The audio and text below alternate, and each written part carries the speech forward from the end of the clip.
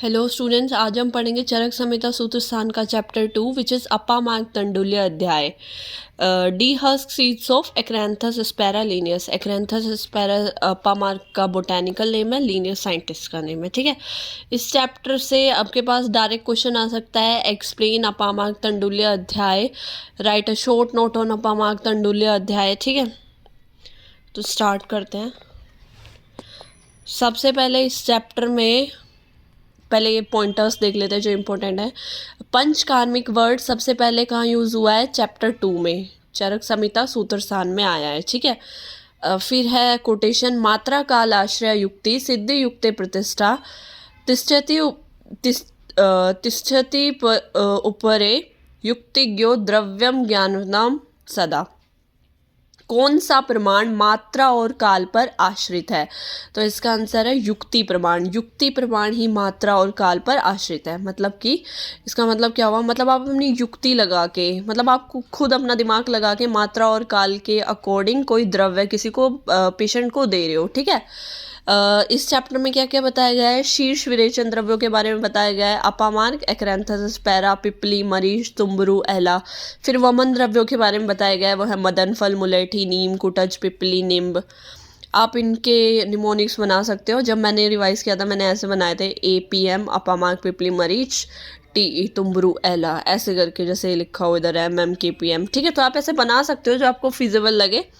फिर है विरेचन द्रव्य, त्रिफला, गवाक्षी, त्रिवृत, पीलू, आरगवद, मुनक्का।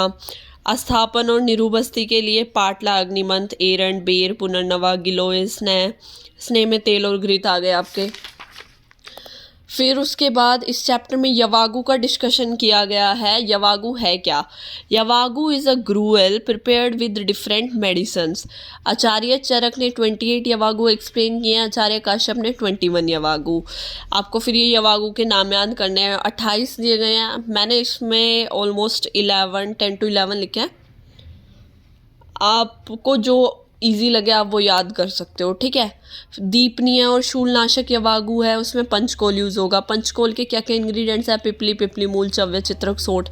वातज अतिसार पेय है, वो लघु पंचमूल यूज होगा, उसमें लघु पंचमूल होंगे। रक्त अतिसार घनी पेय है, उसमें नीलकमल, नागरमोता, आधा जल और आधा बकरी का दूध। पिपासा में जो प्रयोग होगी यवागु, उसमें मुनक्का, अनंत मूल, धान का लाव, पिपली, मधु। जो विषनाशक यवागु होगी वो बाकुची से सिद्ध होगी। भृंगणी यवागु होगी, सुअर के मांस रस से बनाई गई होगी। जो रेचक यवागु होगी उसमें शाक, मांस, तिल, उड़द से सिद्ध यवागु मल को बाहर निकाल दिया। हिक्का का श्वास नाशनी होगी, वो दशमूल सिद्ध होगी। फिर उसके बाद है घृत व्यापद यवागु, वो तक्र से बनी यवागु होगी। तेल व्यापद यवागु तक्र और पिन्याक से बनी हुई। लघुनाशक शुदानाशक यवागु दुग्ध और गेहूं मांस रस प्लस अपामार्ग के बीज यवागु से। ये इस चैप्टर में बताया गया है। अगर 5 मार्क्स में शॉर्ट नोट आता है तो आप एटलीस्ट 5 तो यवागु के नाम लिखोगे। तो आप कैसे स्टार्टिंग करोगे? अगर 10 मार्क्स में आता है एक्सप्लेन अपामार्ग तंडुल्य अध्याय, तो आप लिखोगे अपामार्ग तंडुल्य अध्याय इज चैप्टर 2 फ्रॉम चरक संहिता सूत्र स्थान। फिर इस चैप्टर का नाम ये है और ये कौन से चतुष्क से लिया गया है, इसको अलग से पॉइंटर बना के लिख सकते हो, तो आपके पॉइंट बढ़ जाएंगे। In order to eliminate dosha from head to lower body part some dravya are mention. तो we will study the vamana virechana बस्ती आदि द्रव्य इन दिस चैप्टर। हमने पढ़े ना इसमें वमन विरेचन बस्ती ये वाले सारे शीर्ष विरेचन नस्य वाले द्रव्य, तो ये हम इस चैप्टर में पढ़ेंगे। तो आप किसी भी चैप्टर को लिखने से पहले उसका बेसिक इंट्रोडक्शन दे सकते हो 2-3 लाइन में, 3-4 पॉइंटर बना के, फिर आप उसको एक्सप्लेन कर सकते हो। ठीक है, इस चैप्टर में इतना ही है। Thank you.